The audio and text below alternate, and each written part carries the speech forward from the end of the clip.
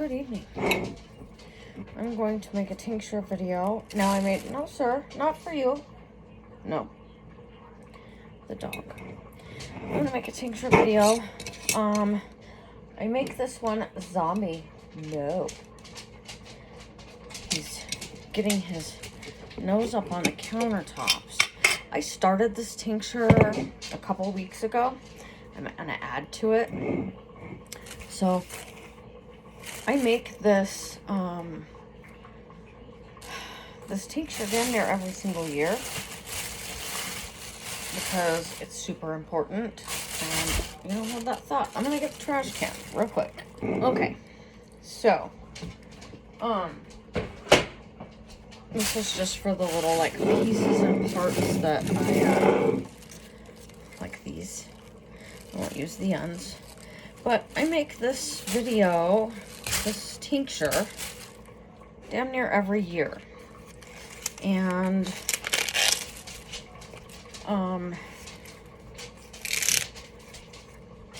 it is such a simple thing, and it's something that most people throw out.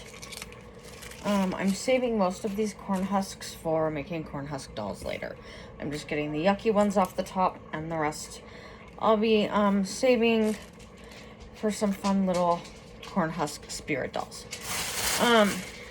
This is one of the easiest tinctures ever, and this is one of those things that most people just throw away. They toss it out. I'm gonna move this over just a little bit. You know that light's behind me, and hopefully it's not like bugging you guys too badly. But I absolutely love this tincture. It is one of my favorites.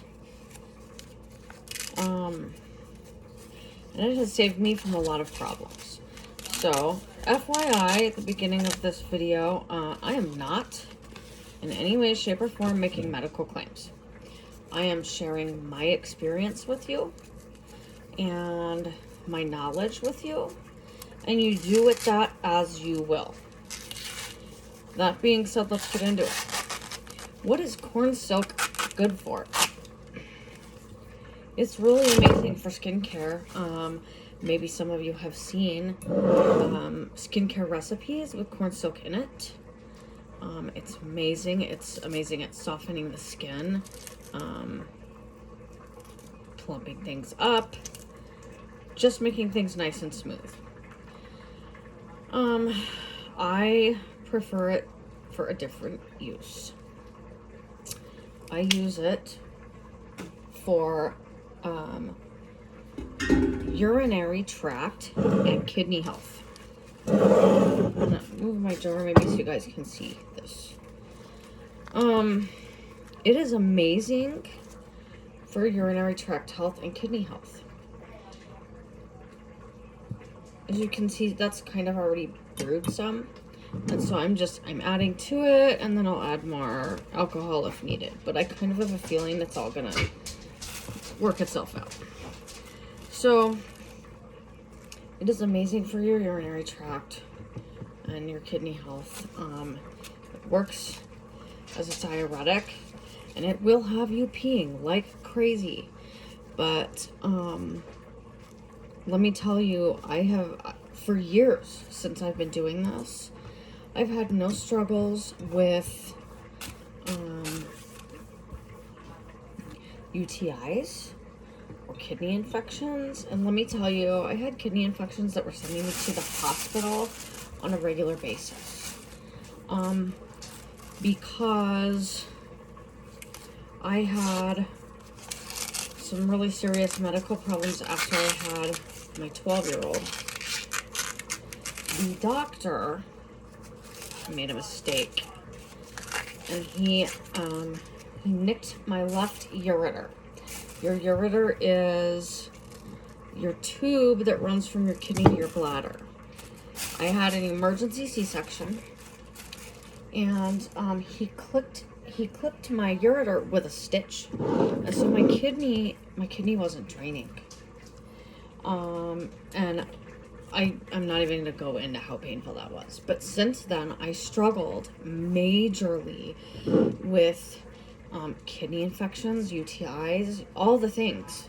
All the things. Not fun, not my favorite. I'm gonna grab, let me see, a chopstick here, so as I'm going, I can poke the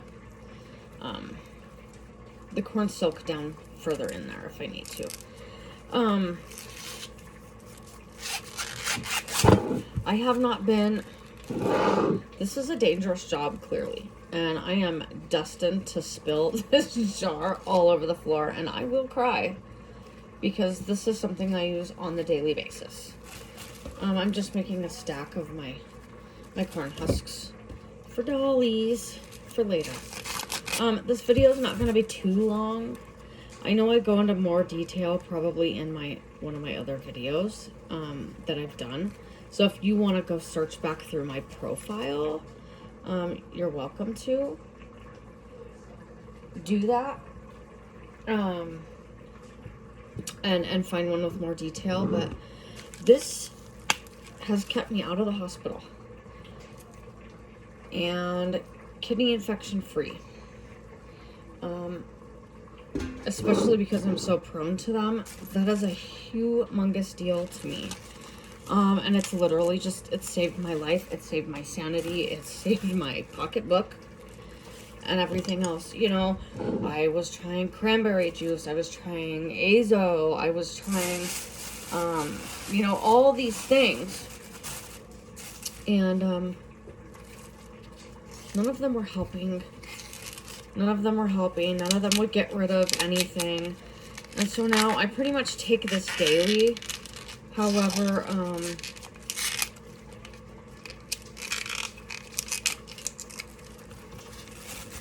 you know, if I run out, I run out. And I try to deal with it, you know, via different means. Again, I'm destined to spill this jar tonight. But somehow I've saved myself. I've only been out for about a month now of this particular tincture. I don't like running out of it. That being said, it's a super big important part of my medicinal journey. Because nothing else helps and nothing else works. For me personally. And so I wanted to share it, and because it's helped me so much over the years, it's been important to me to share it, again, damn near every year that I make it.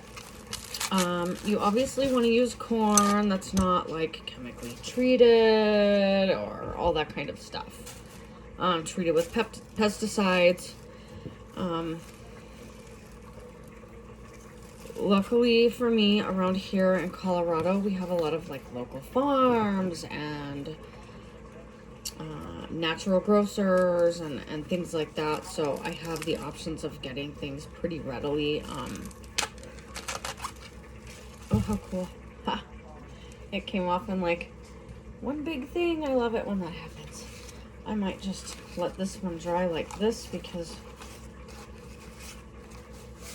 it's kind of cool. And then I'll peel these little ones off. But I figured while I was prepping dinner, I would just kind of share this. This is something crazy important. Make sure you're getting fresh corn. Now, you can also dry this and make tea. Don't freak out when you dry it. It does turn a, let me show you, like a rusty color, okay? That doesn't mean it's bad. Okay, it just means that it's dried out, and I believe that it like oxidizes, almost like avocados or apples or something once they hit the oxygen like that. So when you dry it, it turns this red rusty color. And you can use that for tea or skincare or whatever it is you're wanting to use it for. And I do dry it from time to time, but I've just found the easiest method for me is tincturing it, and I just take a few drops, and then in this whole jar here, which will be filled up when I'm done with prepping dinner, I mean, this whole jar here will last me, I mean, over a year. I just make sure that I have it in the house, because I don't know if you've ever had kidney problems before or major UTI problems or anything like that, but they're not fun and they're very painful. And, you know, I'm talking, I would end up at the emergency room with chills and fevers and horrible, unimaginable pain. Not your normal kidney infection that you can just go rest from and try to hydrate. They would get really, really bad. So I remember one year, my kiddos were pretty little. My daughter, I believe, was just kind of learning to walk, and I had gotten one so badly. It was the middle of summer. It was almost 100 degrees outside, and I had 2 layers of clothes on, my hoodie on, and I put on my husband's coat. My husband's winter coat, and I was still shivering and shaking the whole way to the hospital. It was absolutely horrid. I don't like going through that, and I know nobody else does. And so I wanted to share this little bit of knowledge with you, because if I can help you, again, I almost knocked it over. Wow, violence in the kitchen today. We're struggling tonight. That's okay. That's okay. I'm also making a mess of my counter. Again, my counter always gets blessed anytime I do anything. I mean, they get wiped off daily anyways, but I mean, countertop blessings from the herbs on a constant basis. So I feel like at this point I'm kind of babbling. I wasn't wanting this to be a crazy long video. I have a lot more information and detail in my other video. If you want to go check that out, just click on my profile and go scroll through it, or you can go to my YouTube. If you go to my YouTube, it should also be there as well.